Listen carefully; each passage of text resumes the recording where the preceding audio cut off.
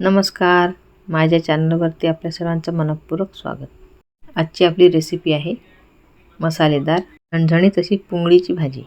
याआधी आपण मासोळी बनवली, ते सारण वापरूनच आजची रेसिपी बनवते. सारण 1 आणि भाज्या 2. तर आपलं सारण तर तयारच आहे.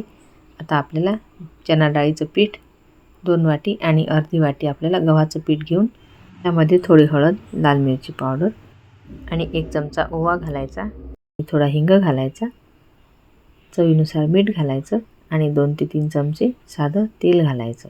तो साहित्य एकत्र करून घ्यायचं. थोडं थोडं पाणी घालून घट्टसर गोळा मळून ठेवायचा. आता हे अशा प्रकारे घट्टसर भिजवून झालेलं आहे. त्याला थोडा तेलाचा हात लावायचा आणि 5 मिनिटे झाकून ठेवायचा. आता छान नरम झालेला आहे गोळा. आता आपण असे गोळे तयार करून त्याला लाटून घेतलेला आहे. फार जाड नको आणि फार पातळही नको, छोट्या अशा पुरीप्रमाणे लाटून घेतलेल्या आहेत.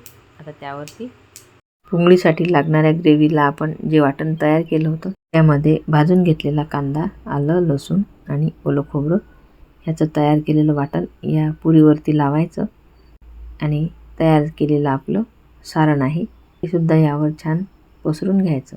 व्यवस्थित असं लावून झालेलं आहे. आता त्यावर थोडी कोथिंबीर घालायची बारीक चिरलेली आणि त्याचा घट्ट असा रोल बनवून घ्यायचा. रोल बनवून झाल्यानंतर आपल्याला त्याचे असे काप करायचे आहेत. त्या प्रकारे आपण ह्या पुंगळ्या तयार करून घेतलेल्या आहेत. आता आपण पुंगळीसाठी लागणारा रस्सा तयार करून घेणार आहोत. त्यासाठी इथे कढई तापवायला ठेवली, त्यामध्ये तेल तापवलेलं आहे. जिरे मोहरी घालून झालेली आहे. आता त्यामध्ये तयार केलेलं वाटण घालायचं. तसेच 4 ते 5 कडीलिंबाची पाने घालायची. वाटण चांगलं परतून घ्यायचं. त्यामध्ये लाल मिरची पावडर, धने पावडर, गरम मसाला आणि हळद, सुके मसाले घालायचे आहेत. लाल मिरची पावडर आपल्या आवडीनुसार कमी जास्त करू शकता. आता वाटण परतून झालेलं आहे. त्यामध्ये सुके मसाले सुद्धा असेच परतून घ्यायचे तेल सुटेपर्यंत. आता गॅसवरती पाणी तापवायला ठेवलेलं आहे. वाटण छान परतून झालेलं आहे. आता यामध्ये बारीक कापून घेतलेली थोडी कोथिंबीर घालायची. आता इथे पाणीसुद्धा गरम झालेलं आहे. आता आपल्या पुंगळ्या कच्च्या आहेत त्यासुद्धा आपल्याला या ग्रेव्हीमध्ये शिजवून घ्यायच्या आहे. त्यामुळे आपल्याला रस्सा थोडा पातळच ठेवायचा आहे, कारण शिजल्यानंतर फार दाटसर व्हायला नको. आता इथे पाणी घालून झालेलं आहे. त्यामध्ये चवीनुसार मीठ घालायचं. छान उकळी येऊ द्यायची. जेव्हा उकळी येईल त्यावेळेसच आपण इथे तयार केलेल्या पुंगळीचे तुकडे घालणार आहोत. आता ग्रेव्हीला छान उकळी आलेली आहे.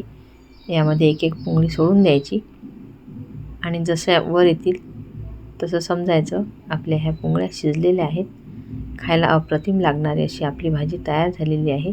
अगदी पाहुणे वगैरे आले तर तुम्ही ही भाजी जरूर बनवू शकता. अशा प्रकारे झणझणीत अशी पुंगळीची भाजी तयार झालेली आहे. तुम्हाला जर माझी आजची रेसिपी आवडली असेल तर लाईक, शेअर आणि चॅनलला सबस्क्राईब जरूर करा. रेसिपी बघितल्याबद्दल धन्यवाद. पुन्हा भेटू अशाच नवीन रेसिपीसोबत. तोपर्यंत नमस्कार.